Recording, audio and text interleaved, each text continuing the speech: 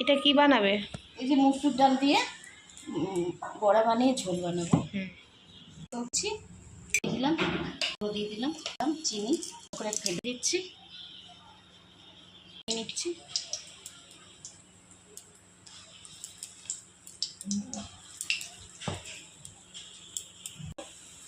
দেখো বড়া সব বানিয়ে নিয়েছি, তেল দিয়ে দিচ্ছি। আলুগুলো ভেজে উঠাবো, আলুগুলো লাল লাল করে ভেজে নিয়েছি, এবার উঠিয়ে নিচ্ছি।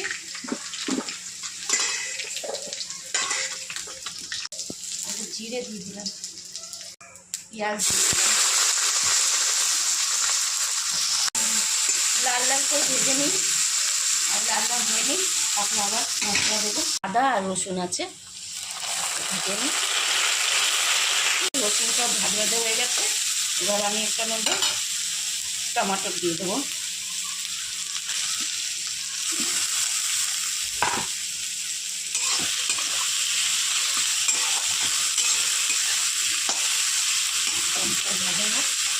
গলে যাক, এটাও গলে যাবে, পেঁয়াজটাও গলে যাবে।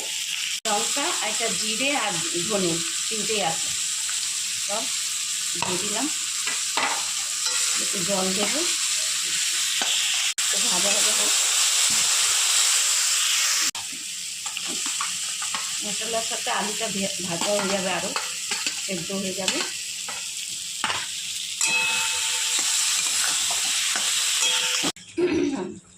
এখন হয়ে গেছে ভাজা মশলা, ওটা হয়েই গেছে। এবার একটু জল দেবো, আমি জল দিয়ে সেদ্ধ করেছি, আর একটু জল দিয়ে এটাকে একটু পাতলা করবো, এই গাঢ় করবো না, ভাত দিয়ে খাবো তো। এবার একটু ফুটে নিক, ফুটে গেছে। এবার আমি বড়াগুলো দিয়ে দিচ্ছি।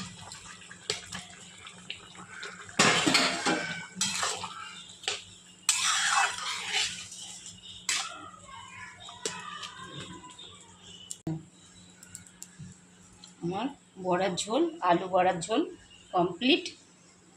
তোমাদের ভালো লাগলে শেয়ার করো, আর লাইক করো, কমেন্ট করো, শেয়ার করো বন্ধুরা।